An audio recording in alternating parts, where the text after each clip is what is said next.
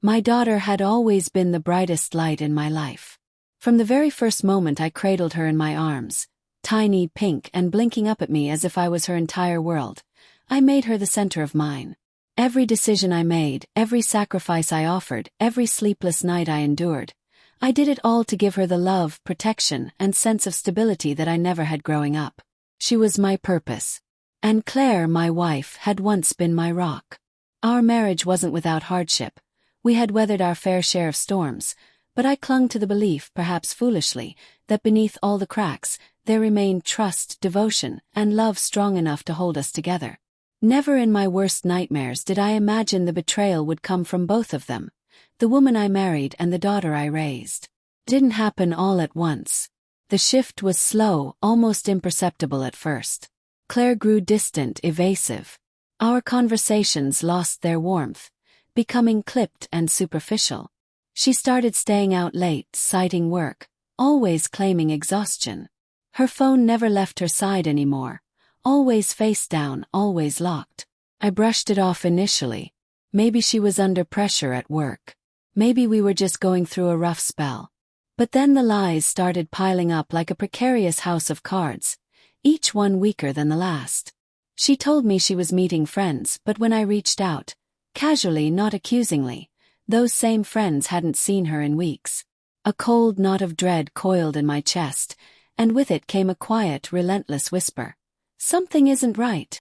When I confronted her, I anticipated denial, perhaps even a tearful confession. What I didn't expect was the way she turned it around, accusing me of being paranoid, possessive, insecure. Suddenly I was the problem. Our fights grew more intense, more frequent. And every time Emily, our daughter, took her mother's side, she told me I was overreacting, imagining things that I needed to trust Mom. Her words hurt more deeply than I ever let show. The breaking point came not with screaming, but with silence. A flimsy slip of paper, thermal printed, crumpled at the bottom of Claire's purse. Receipt. Dinner for two at a high-end restaurant. Candlelight. Intimate. The same night she had sworn she was stuck working late. My hand trembled as I stared at the timestamp. It was undeniable. Cold factual proof. I took the receipt to Emily. Part of me still hoped that showing her the truth would make her see. That she'd stop defending what couldn't be defended. But she only shrugged, eyes barely flicking over the paper. Could have been a business dinner, she said with a casualness that pierced me like a blade. Her loyalty to Claire, whether rooted in ignorance or something deeper, felt like yet another betrayal. That night sleep evaded me. My mind spun in circles. How could Emily not see what was happening? Or worse, had she known all along?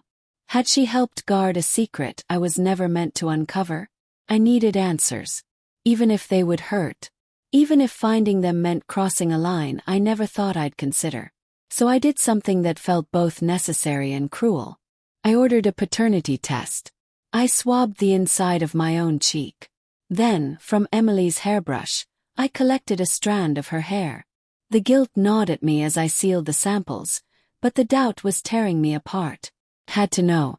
2 weeks later, the results arrived in a plain envelope. It was Tuesday. I remember standing by the living room window, sunlight stretching across the hardwood floor as I slid it open with shaking fingers. The words blurred on the page, but the meaning was sharp and clear.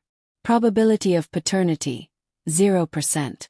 I sat motionless for what felt like hours. My mind played memories like old film reels. Her first steps, scraped knees, bedtime stories whispered in the dark. I remembered wiping away tears, helping with homework, cheering through every milestone. Every act of love had been real, but it had all been built on a foundation of lies. Claire had stolen that truth from me for more than 2 decades. And Emily, knowingly or not, had stood by her side every step of the way, making me feel like a stranger in my own home. I didn't shout. I didn't rage. I wanted something that couldn't be ignored, something final. A few days later, I invited them both to dinner. Just the 3 of us like we used to. I cooked their favorite dishes, poured wine, wore a smile like a mask. Then, as we sat down, I placed 2 sealed envelopes on the table and slid them forward. Since honesty seems to be in short supply in this family, I said evenly, I found my own answers. Claire turned white. Emily looked confused. They opened the envelopes. Claire's hands trembled, and the paper slipped from her fingers. Emily read silently, her lips parting. Then, almost a whisper, "Is this true?" She turned to her mother. Claire's eyes brimmed with tears, but she couldn't speak. Felt nothing. No anger, no relief. Just an aching void. "The damage is done," I said. "You both lied. Differently but devastatingly. Claire, you denied me the truth. And Emily, maybe you didn't know, maybe you did. But you stood by her and let me become the villain in my own home." The next morning I filed for divorce. I included the DNA results in the paperwork. Legally, I was no longer obligated to support Emily. I revised my will and removed them both from every asset. I sold the house. Cut every tie. Some people said I was heartless, cold. But they hadn't carried the weight I had. They didn't understand how betrayal from the people you love most doesn't just break your heart. It fractures your entire sense of self. The pain didn't vanish overnight.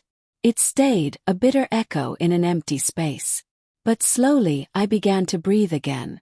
I traveled, picked up old hobbies, reconnected with parts of myself I'd buried in the name of sacrifice.